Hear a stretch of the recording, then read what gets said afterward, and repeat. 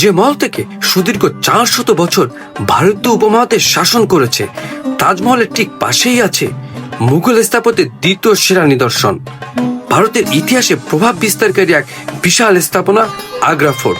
একসময় এই কেল্লা থেকে পুরো সাম্রাজ্য পরিচালনা করেছেন মুঘল বাদশারা।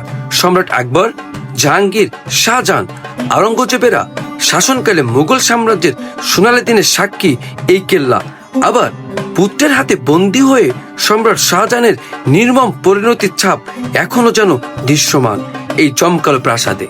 ব্রিটিশদের হাতে ব্যাপক লুণ্ঠনের শিকার এই সোনায় মোড়ানো প্রাসাদ এখনো চকচক করছে। ব্রিটিশরা দখলের পর ব্যবহৃত হয়েছে সেনা ছাউনি হিসেবে, আর স্বাধীন ভারতে এটা সেনাবাহিনীর হাতে। আজকে আমি ঘুরে দেখাবো ভারতের অন্যতম ঐতিহাসিক ও স্থাপত্য শৈলীতে অনন্য নিদর্শন আগ্রা ফোর্ট। এটি শুধু একটি দুর্গ নয়, এটি একটি ইতিহাস, একটি সাম্রাজ্য, একটি গর্ব। চলুন এই ভিডিওর মাধ্যমে ডুবে যাই মুঘল ইতিহাসের এক গৌরবময় অধ্যায়ে। 1883 সালে ইউনেস্কো এটিকে বিশ্ব ঐতিহ্যের তালিকাভুক্ত করে। ব্যস্ততা বাস্তবতা পিছনে ফেলে চলুন ঘুরে আসি মুঘল আমলে। তাজমহল ভ্রমণ শেষ করে চলে আসলাম আগ্রা ফোর্টে। তাজমহল থেকে আগ্রা ফোর্টের দূরত্ব মাত্র 2.5 কিলোমিটার। ভারতের দুটি লাল কেল্লা আছে, একটি দিল্লির লাল কেল্লা, অপরটি আগ্রার লাল কেল্লা। প্রায় 95 একর জায়গা জুড়ে অবস্থিত বিশাল এই ফোর্ট তৈরিতে ব্যবহৃত হয়েছে লাল বেলে পাথর, যার কারণে আগ্রা ফোর্টের আরেক নাম লাল কেল্লা। ব্রিটিশরা দেশভাগের সময় এটিকে ভারতীয় সেনাবাহিনীর কাছে হস্তান্তর করে। তার থেকে আগ্রা ফোর্টের মাত্র 25 ভাগ সাধারণ দর্শনার্থীর জন্য উন্মুক্ত করা হয়। প্রতিদিন সূর্যোদয় থেকে সূর্যাস্ত পর্যন্ত সাধারণ দর্শনার্থীদের জন্য এই আগ্রা ফোর্ট উন্মুক্ত থাকে। টিকিট সংগ্রহের জন্য আপনাকে লম্বা লাইনে দাঁড়িয়ে থাকতে হবে। আপনি অনলাইনেও টিকিট কেটে নিতে পারবেন। আমি লম্বা লাইনে দাঁড়িয়ে থেকে 4টি টিকিট সংগ্রহ করেছি। প্রবেশের টিকিট মূল্য ভারতীয়দের জন্য মাত্র 50 রুপি, ফরেনার হলে 650 রুপি, আর আমাদের মতো সার্কভুক্ত দেশের জন্য লাগবে 90 রুপি। কিন্তু কাকতালীয় ভাবে আমার প্রতিটি টিকিটের মূল্য রেখেছে 50 রুপি। কেন রেখেছে আমি সেটি নিজেও জানি না। আমি আমার আম্মুকে নিয়ে প্রবেশ করছি মুঘল সাম্রাজ্যের এই মহলের ভিতরে। কি এমন জিনিস লুকিয়ে রয়েছে এখানে, নিজ চোখে দেখবো আমার আম্মুকে সাথে নিয়ে। কেল্লায় প্রবেশের সময় বড় যে গেটটি দেখা যায়, এটির নাম নহবতখানা। যখন সম্রাট কেল্লায় ফিরে আসতেন অথবা প্রবেশ করতেন, তখন থেকে বিশেষ ধরনের সানাই বাজিয়ে তার আগমন ঘোষণা করা হতো।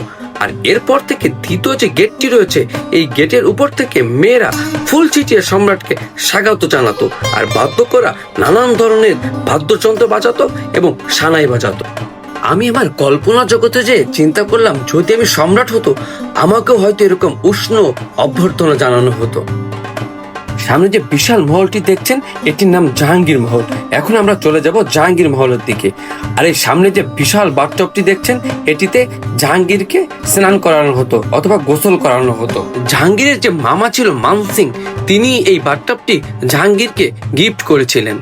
আর পুরো বাথটবটি একটি সিঙ্গেল পাথর দ্বারা তৈরি করা হয়েছিল।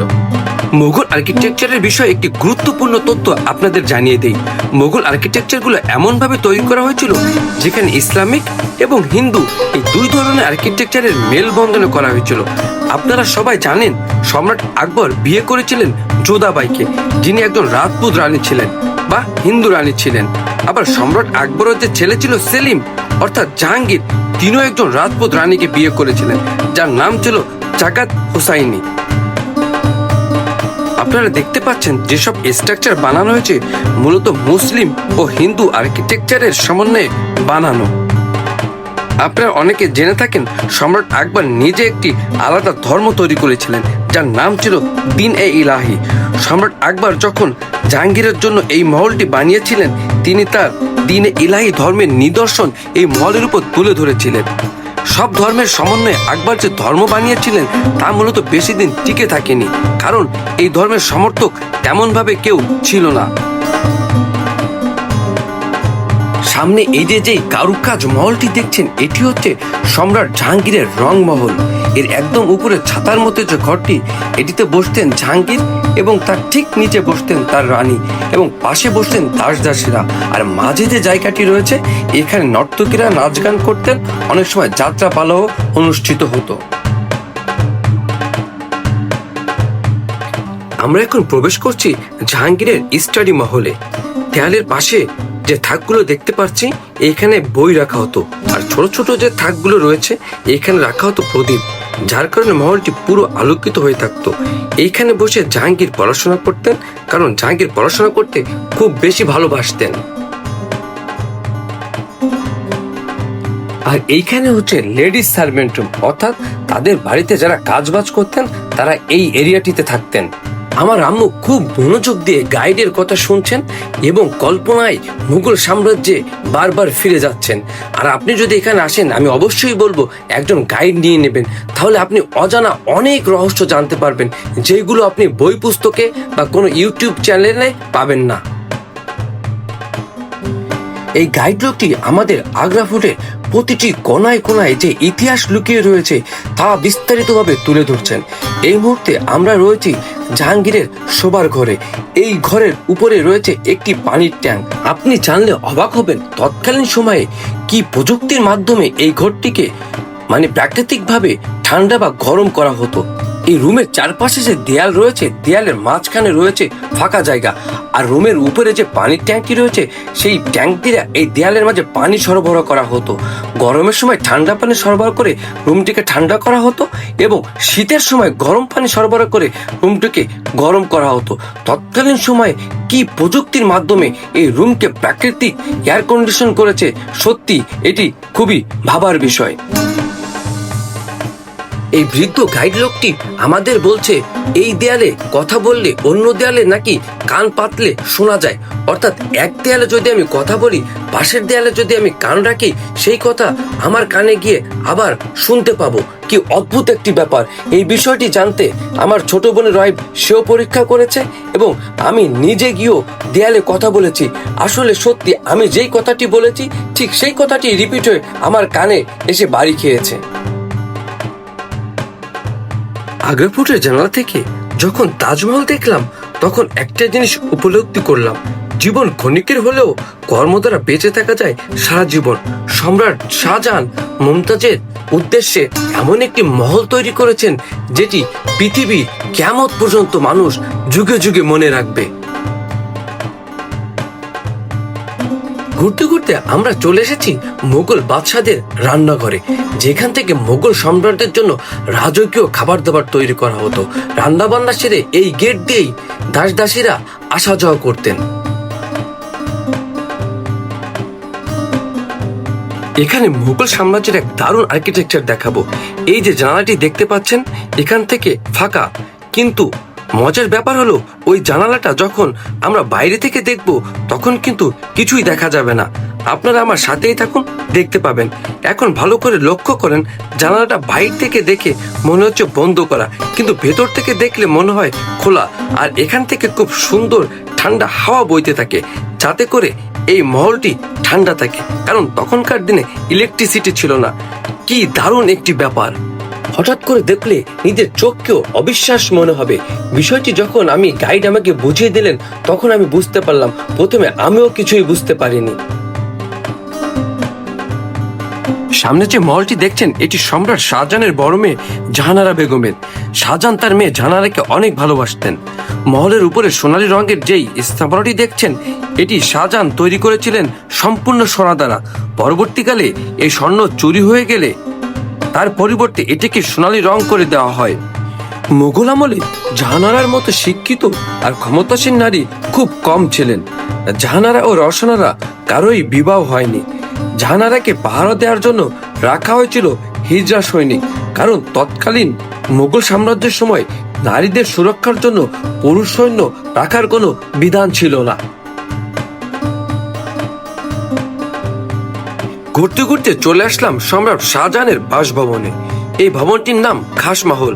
খাসমহল হলো আগ্রা ফোর্টের সব থেকে সুন্দর প্রাসাদ। শাহজাহান তার প্রিয়তমা স্ত্রী মমতাজের জন্য তৈরি করেছিলেন। মমতাজের জীবনদশায় শাহজাহান এই মহলেই থাকতেন। এই মহলের কারুকাজ ব্যবহৃত হয়েছিল খাঁটি স্বর্ণ, যা ব্রিটিশরা চলে যাবার সময় খুঁচিয়ে খুঁচিয়ে নিয়ে গেলেও তার এখনো বেহেশতের আভাস চোখে পড়ার মতো।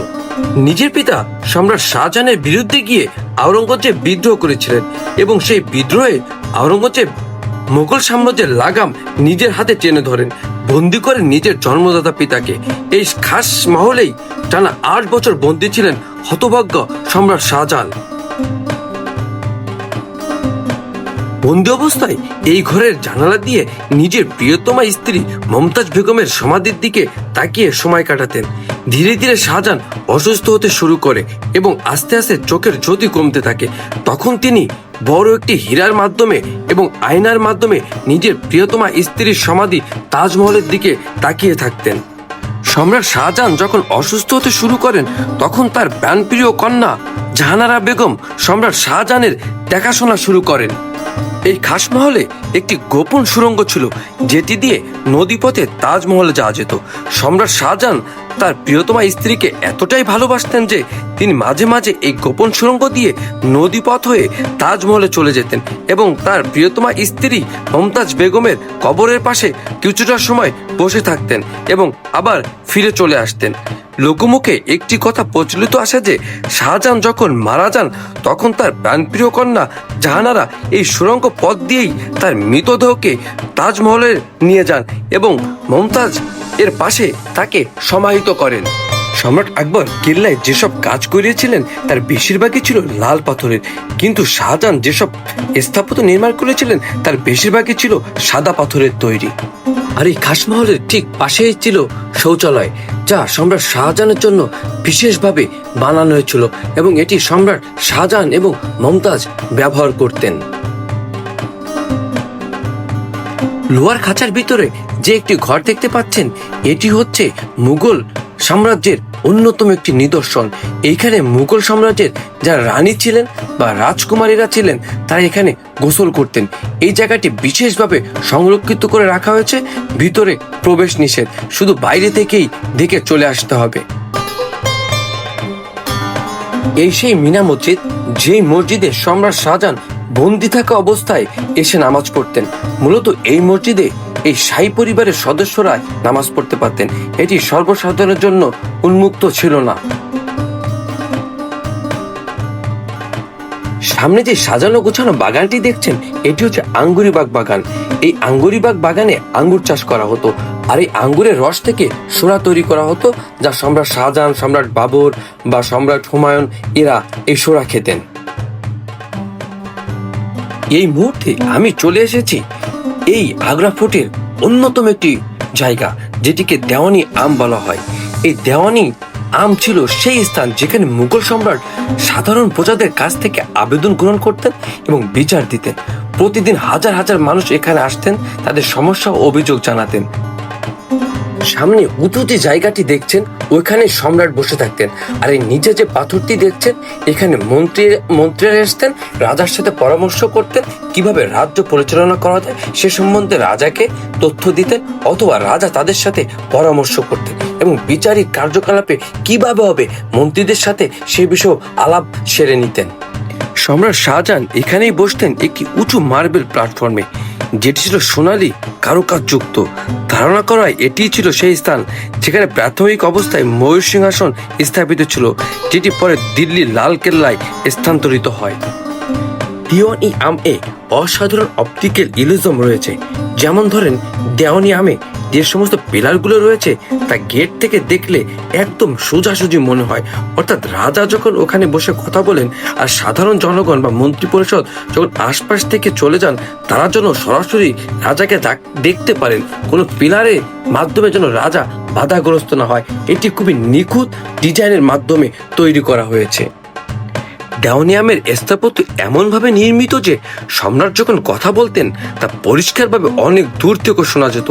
এটি একটি এক ধরনের প্রাক আধুনিক অ্যাকোস্টিক ডিজাইন।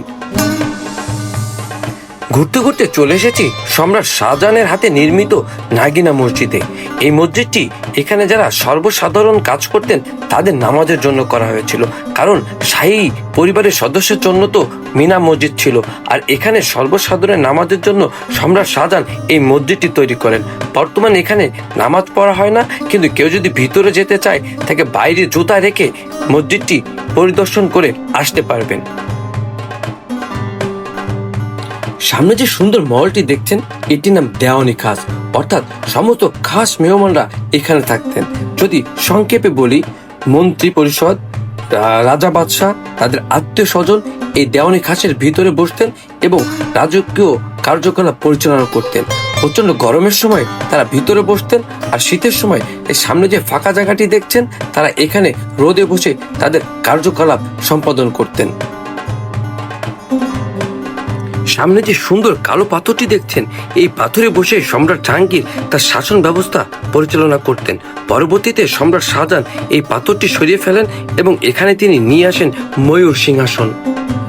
মহলের নিচে যে ড্রেনটি দেখছেন, এই ড্রেনের মধ্যে পানি থাকতো, আর পানির ভিতরে বড় বড় কুমির থাকতো, এবং ঠিক ওই পাশে যে বাগান রয়েছে সেই বাগানে বাঘ এবং সিংহ রাখা হতো এই নিরাপত্তার কারণে, যাতে করে কোনো শত্রু হুটহাট করে মহলের ভিতরে চলে না আসতে পারে। দূরে গম্বুজওয়ালা যে মসজিদটি দেখতে পাচ্ছি এটির নাম মতি মসজিদ। ভারত স্বাধীন হওয়ার পরে এই মসজিদের দরজা বন্ধ করে দেওয়া হয় এবং এই মসজিদটি বর্তমানে ভারতের আর্মি ব্যবহার করে। আগেই বলেছিলাম 100 ভাগের মাত্র 25% জনসাধারণের জন্য উন্মুক্ত করা রয়েছে, বাকি 75% সংরক্ষিত। আগ্রা ফোর্টে প্রতিদিন হাজার হাজার দর্শক আসে। তাদের কথা চিন্তা করে আগ্রা ফোর্টের আদলে, অর্থাৎ মুঘল রাজাদের আদলে বাইরে একটি ওয়াশরুম তৈরি করা হয়েছে, যাতে পর্যটকদের কোনো প্রকার অসুবিধা না হয়। আমাদের গাইডটি আমাদের ভাইজিকে নিয়ে সামনের দিকে হেঁটে চলেছেন। যদিও তিনি বয়স্ক, তারপর তার ব্যবহার, কথাবার্তা, চালচলন খুবই মার্জিত এবং খুবই ভালো। কেমন লাগলো আগ্রা ফোর্টের সম্পূর্ণ ভিডিওটি? যদি ভালো লাগে থাকে অবশ্যই কমেন্টে জানাবেন। আগ্রা ফোর্টের ইতিহাস সম্পর্কে যদি বলি 2-4 দিনে বলেও শেষ করা যাবে না, তারপরও যতটুকু সম্ভব আমি সাধ্যমতো চেষ্টা করেছি। যদি কোনো ভুল ত্রুটি থাকে আমাকে শুধরে দেবেন। পরবর্তী ভিডিও দেখার অনুরোধ রইল। সেই পর্যন্ত পরিবার পরিজন সবাইকে নিয়ে ভালো থাকবেন। আসসালামু আলাইকুম। আমার জন্য দোয়া করবেন।